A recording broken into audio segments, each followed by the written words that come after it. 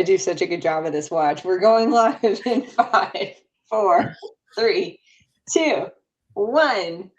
Good afternoon, good evening, good morning, LinkedIn. I'm handing it off to Casey. Thanks for joining us today. We are so excited to have my friend Stephen with us today. Really, Trisha and I do these LinkedIn Lives because we get to hang out publicly with really smart people that we actually like, and Stephen is certainly one of those people. Stephen has generated over $1 million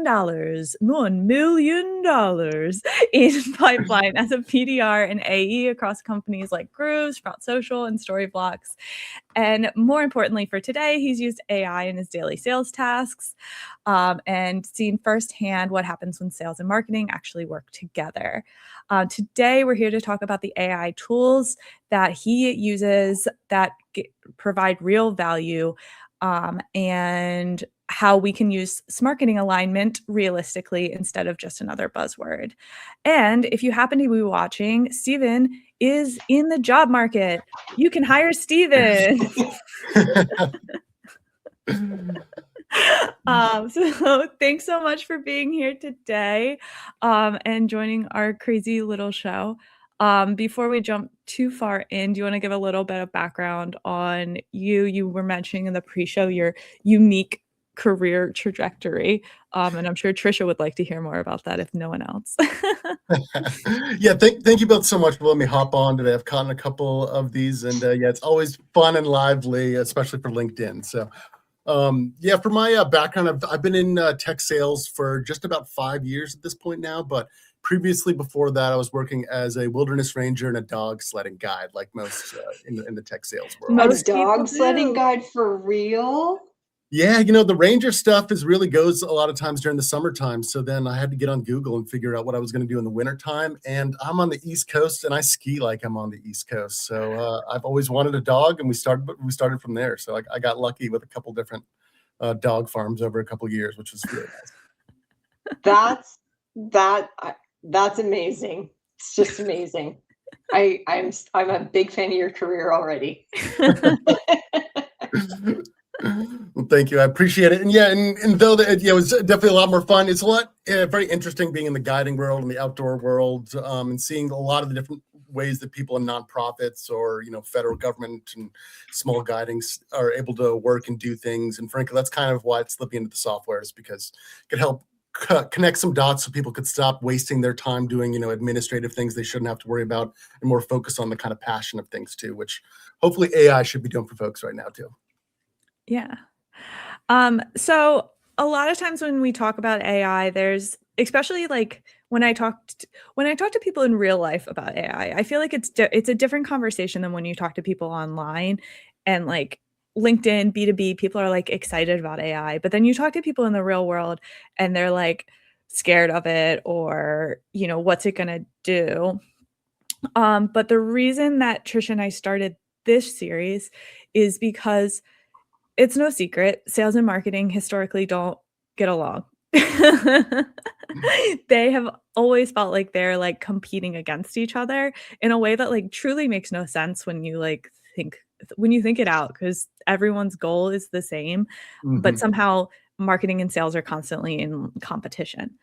And one thing that Trisha and I have felt through our careers is that we've always been like missing information from, like, we'll talk to sales reps and they'll have all this wealth of knowledge because they're talking to the customers, and marketing is like gated from that so often.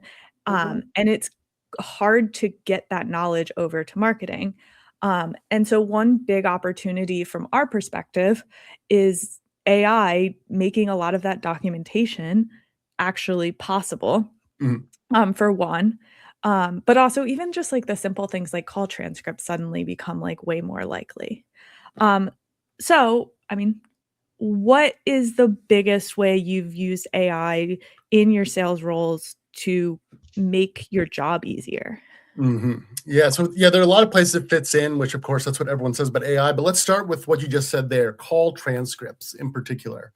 It is nice, especially if I'm having a busy sales day, I'm talking to 4 or 5 different accounts that all have different discovery processes, trying to figure out if we can help, how we might be able to help, why they haven't done anything previously to kind of solve this problem before. And at the end of the day, it's really easy to conflate different conversations. Of course, going back and looking over a recording is always great because I can actually go on and make notes, but it's really in those transcripts where I can dump that a 30-minute conversation transcript into a GPT. I can maybe have it already trained. So frankly, it's doing my Salesforce documentation that, oh, the marketing people actually asked me to do this more. I'm not properly doing that notation, so I'm just going to add it to what my GPT is going to spit out when I give it that whole conversation. So in the sales world, either it's if it's a medic sales or like a BANT, so a budget,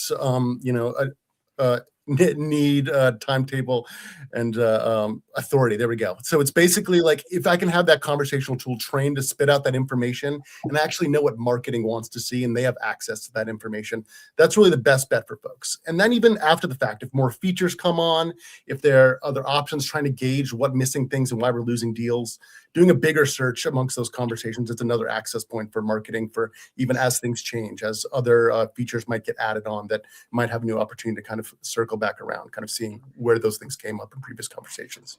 Yeah, that's an interesting thread. I'm going to pull on that for a little bit because I think on the marketing side, we'll talk about this. We'll say like, okay, we have this new flashy feature come out.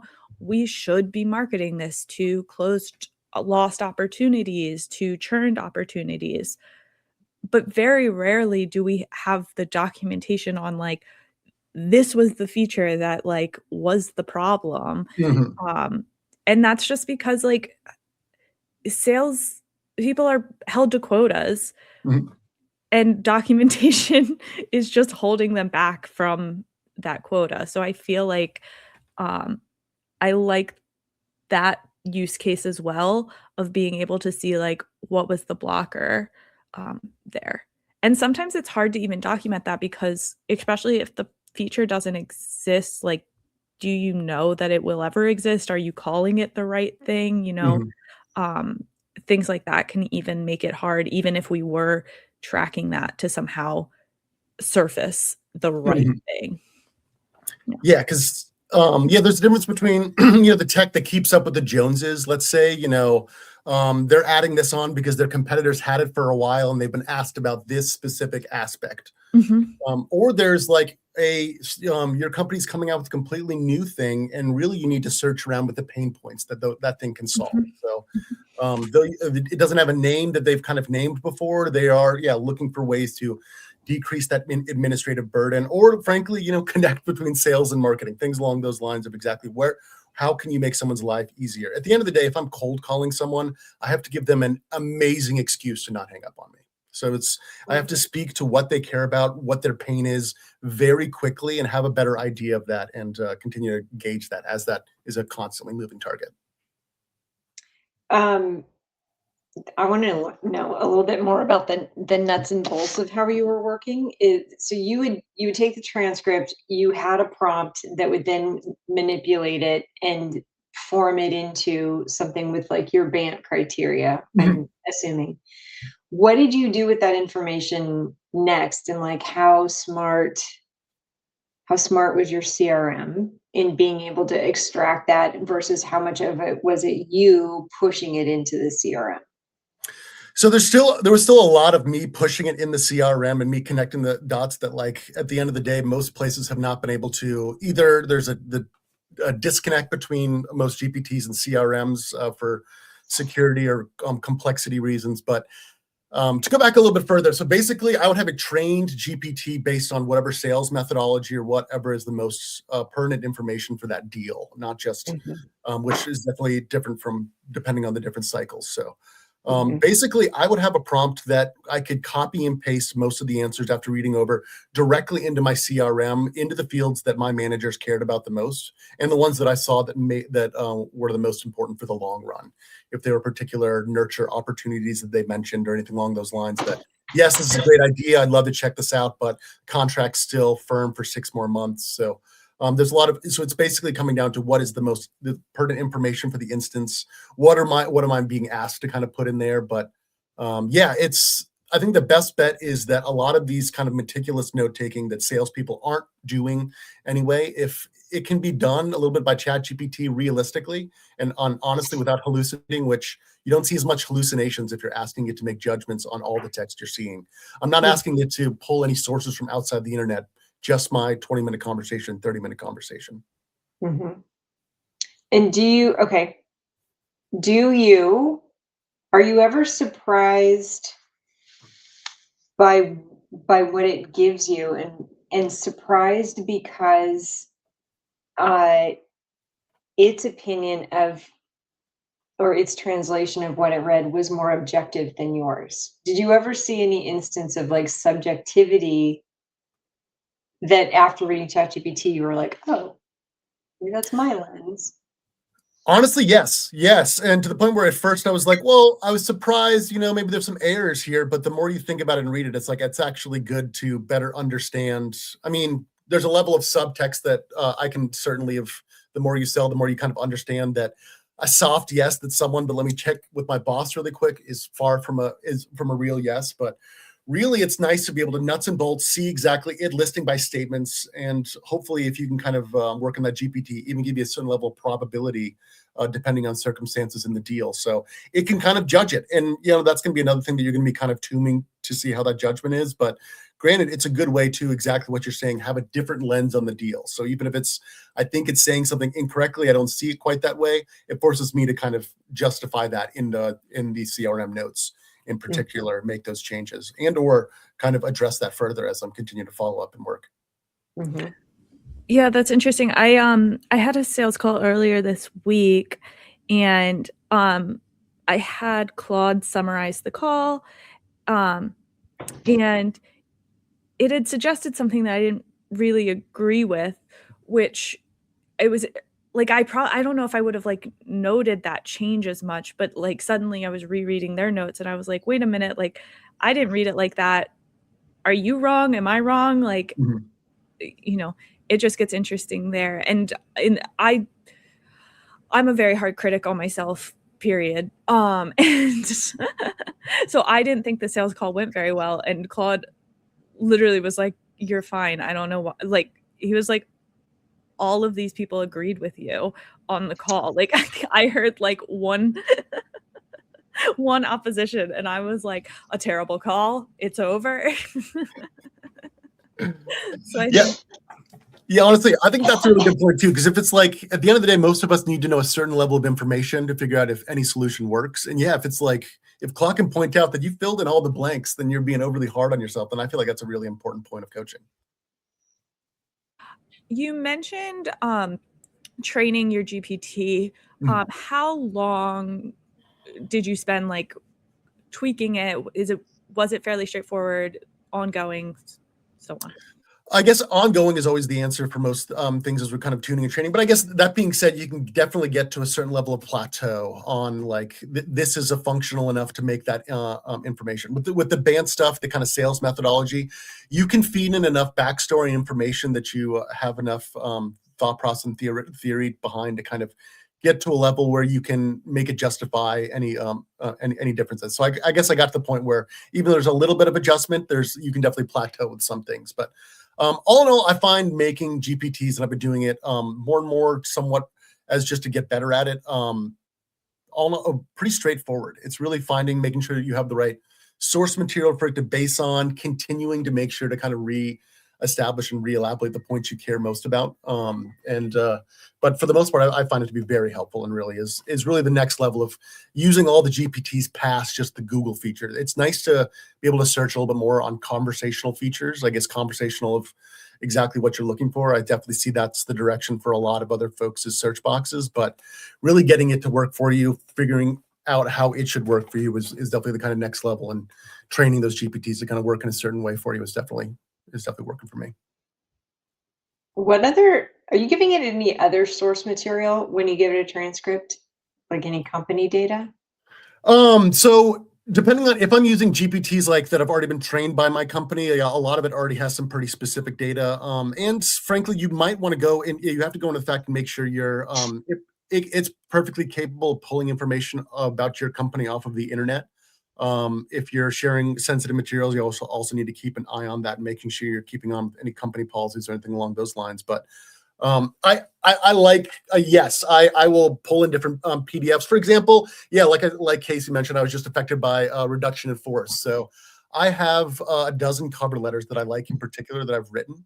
I've got a GPT to kind of train on that style, but then I've also pulled in Harvard Business School's different ideas for cover letters that they're liking nowadays, as well as some other LinkedIn thought leaders to kind of pull together. So that's more curated from me. So I've directly tied to those sources because I thought that I liked them, and I didn't want to just completely open source the cover letter format because then it will sound utterly generic and like really, because I mean, honestly, I'm admitting to using ChatGPT on cover letters is not always the best idea, but it's what everyone's using nowadays. And at the end of the day, being able to use it effectively and actually have a cover letter that gets that information, sounds personable enough is what I'm seeing right now, and I'm liking it a lot.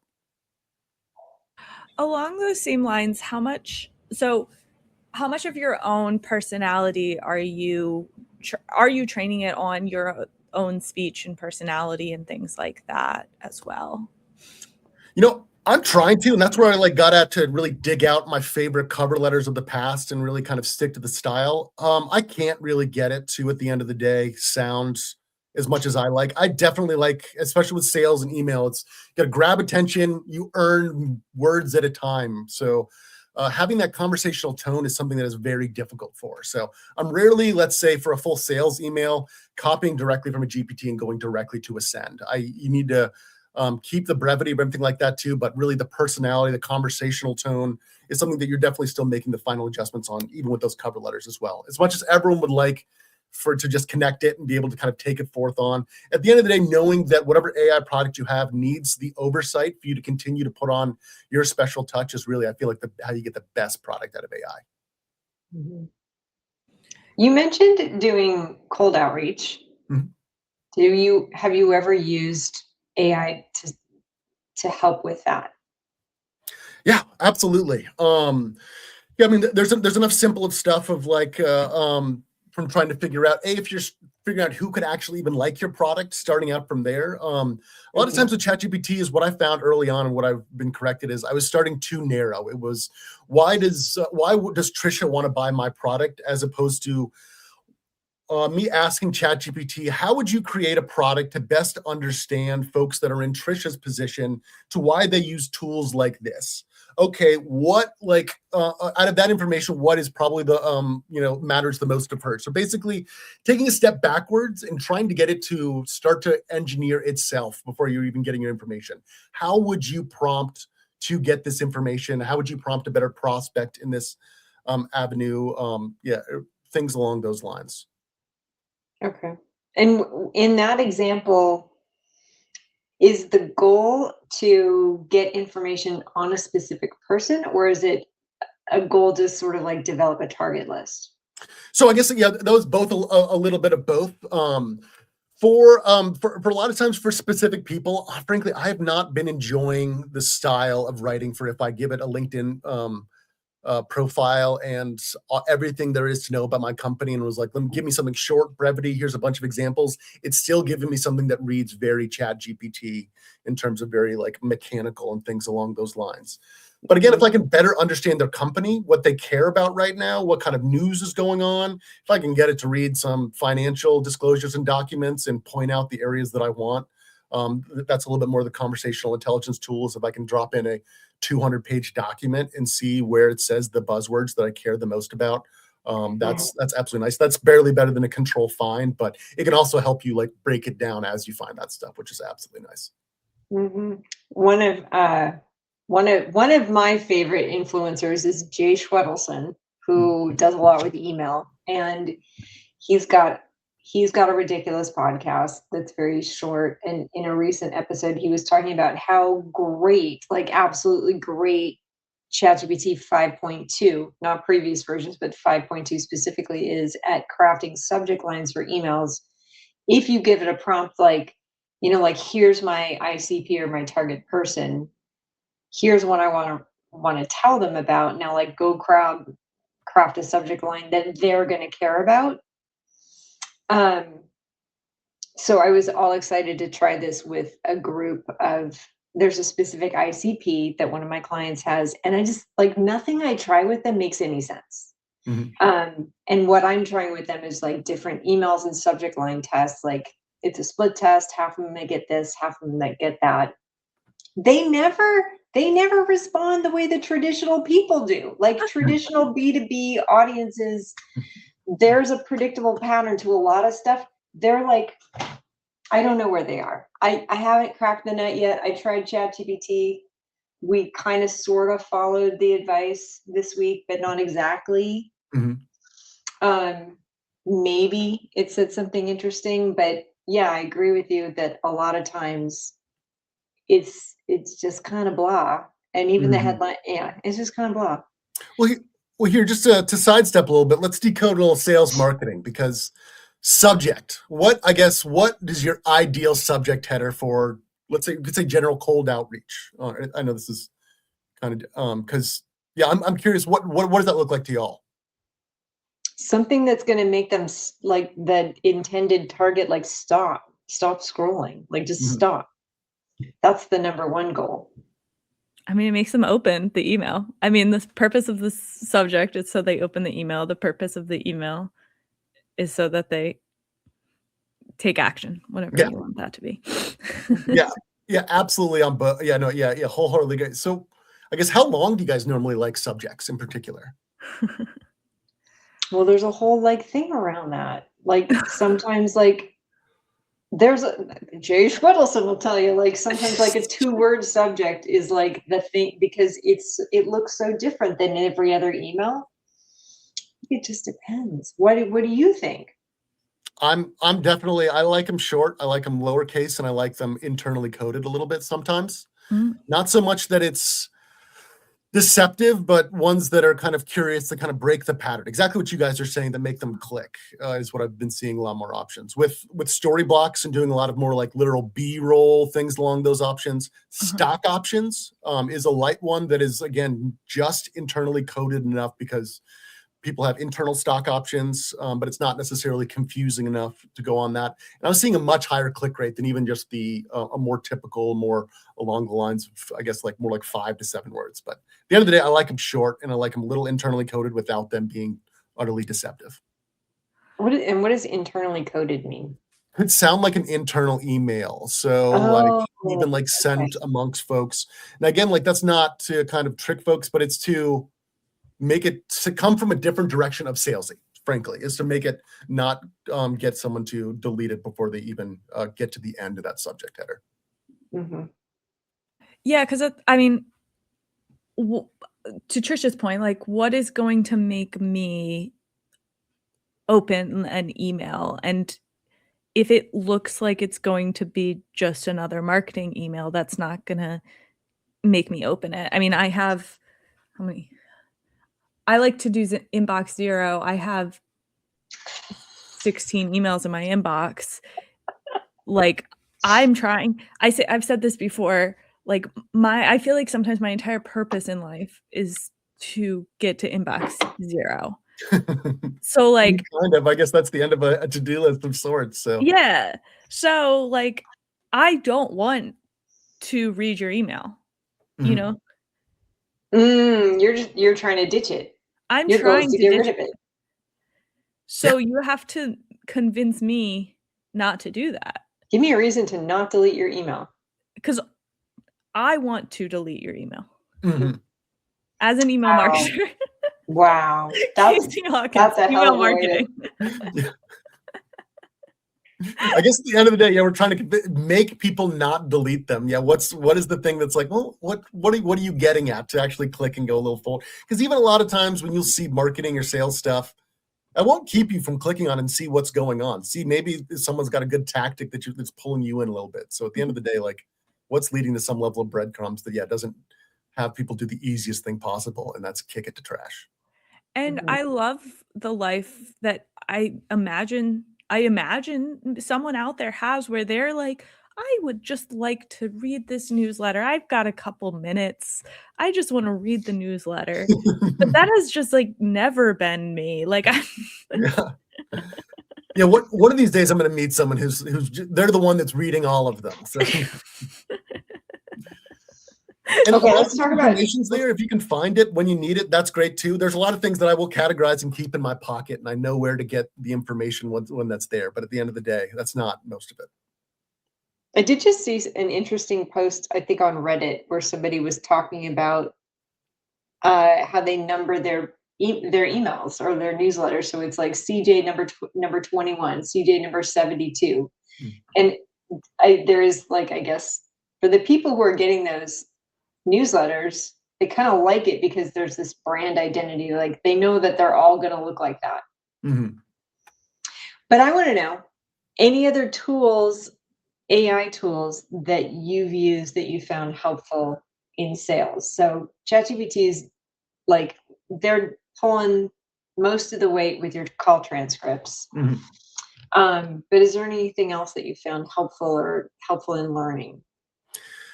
So yeah, the documentation is a great part. So even past the call transcripts, I've got a couple prompts that's like, well, I have a PowerPoint presentation. I'm probably going to reply to them with some pricing, some other things that are dependent on their situations. I have prompts to fill in the customized boxes for the challenges, how we can help. So basically having that ready. So that's another one, copy and paste, similar, read over, make sure it's on the conversational line and not coming from the perspective of someone who's not trying to sell to them. So so that's definitely great. Understanding industries and finding the kind of targets of a larger thing is definitely clutch. Say hypothetically, if I was looking to, talk to 400 different PBS channels at one point in time, I would want to be able to look to see what markets do those kind of work in. Do they spit in like what kind of like marketing markets? How big are those channels in particular? Some PBSs are 3 people in a small shop kind of making things do. Others are producing at as high of level as anyone else in the game. So it's kind of understanding the differences of that. So using ChatGPT on the prospecting side of being like, hey, can you make me a list of all these stations? Can you actually cross check them to see what overlapping areas there are, or like what are kind of came to PBS from different locations, so they have a bunch of different names. Get a little bit of a footprint. Which ones are doing any kind of production? What kind of live budgets do you have going on here? With nonprofits, you get to see have ChatGPT handle the things you want to the most. Tax documents. So I will send them at the 990s to help pull kind of a different budget ideas from not just one at a time, but from all 400 organizations. You've done something well in ChatGPT when it pauses and is like, hey, come back in a minute or two. You can kind of hear the water pouring out, but then you just know you just skip a shower that day. That's great. Yeah. All right. Well, thank you so much, Stephen, for joining us today and sharing how you're using AI. I think it was super enlightening, and I've rooted in reality in a way that I think sometimes is not seen on the internet. Like there's all these like aspirational, but so I appreciate your real takes on We're that. interested in how real people are using it like right now today. Not what's possible, but what they're actually doing and what's actually helping. Yeah, wonderful. And thank you guys so much for giving me some time to share a little bit. And thanks for sharing that. Yeah, when it comes to AI conversations, I only really want to hear about what's actually working to some extent, or what people are actually trying, what's actually going down, because everyone can talk theoretical for a million years, and those conversations always just go scary after a while. Yeah. And if you're watching this and thinking, wow, Stephen is so cool and funny, he's clearly available. Knowledgeable about sales. So go hire Stephen right now. That's your CTA. That's the email subject line. That's the CTA. It's the body. That's the quick one right here. Thank you for joining my resume webinar. Y'all have a great one. Thank you all so much. And we'll be back next week.